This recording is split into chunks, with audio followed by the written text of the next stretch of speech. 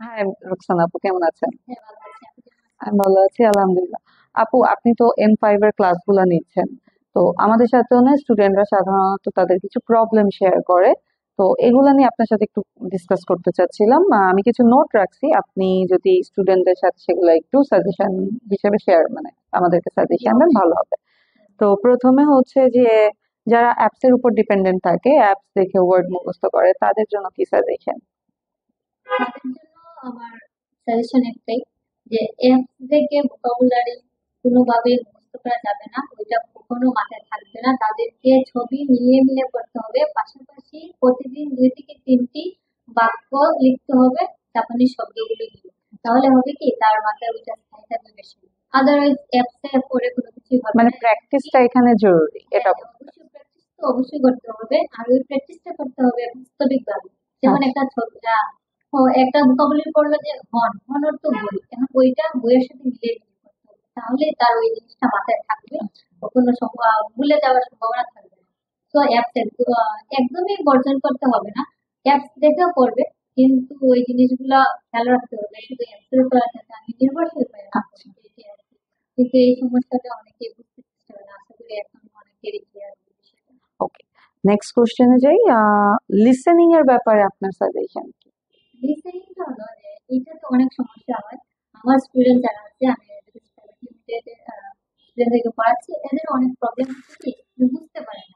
কোনো নেটিভ যখন কোনো কিছু বলে বা অডিও শুনে, তখন তারা ধরতে পারেন যে আসলে কি বলতেছে। এই জন্য কি হয়, প্রতিদিন তাদেরকে 10 থেকে 15 মিনিট অডিওটা শুনতে হবে, যে কি বলতেছে, কিভাবে বলতেছে, আমি যে অনুযায়ী পড়তেছি এই অনুযায়ী বলতেছে নাকি অন্য কোনো। এই জন্য কি হয়, আমি প্রতিদিন ক্লাসে আমার স্টুডেন্টদেরকে আধা ঘন্টা সময় রাখি, যাতে সে লিসেনিংটা শুনতে পারে। যত বেশি লিসেনিং শুনবে, তত বেশি তার জন্য সুবিধা হবে, বুঝতে পারবে যে আসলে কি বলতেছে। আচ্ছা, ওকে, থ্যাংক ইউ। নেক্সট কোশ্চেন হচ্ছে মানে শুধু রোমাজি পড়ে যে মানে একটা ব্যারিয়ার ফিল করে এরকম ব্যাপারটা। হ্যাঁ, এইটা কিন্তু অনেক স্টুডেন্টেরই সমস্যা। আমার কাছে এমন অনেক স্টুডেন্ট আসছে, তারা শুধু রোমাজি করে পড়ে তাই শব্দগুলো শিখতে চাচ্ছে বা একটা বাক্য তৈরি করতে মানে চাইতেছে। তো এটা একদমই করা যাবে না।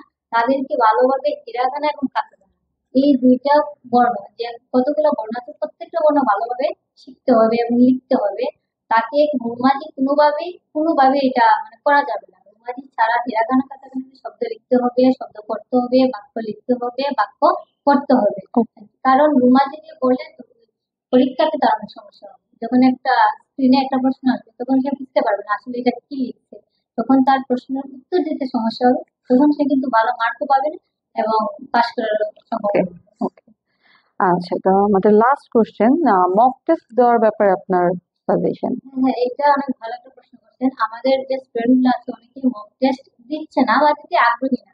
ভাবে যে আমি কি, আমার তো কোর্স কমপ্লিট, আমি এক্সাম দিব, পাশ করে যাবো। কিন্তু এটা কোনোভাবে পসিবল না। এর জন্য তাকে কি করতে হবে, কোর্স কমপ্লিট করার পরে মিনিমাম একটা মাস মক টেস্ট দিতে হবে।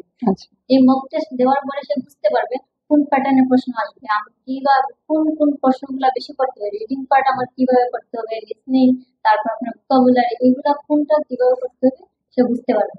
তো এই জন্য প্রত্যেকটা স্টুডেন্টের দরকার যে মক টেস্ট, এই মক টেস্টটা দিতেই হবে। তাহলে তার কি হবে, ইমপ্রুভমেন্ট হবে আর পরীক্ষায় ভালো রেজাল্ট করতে পারবে।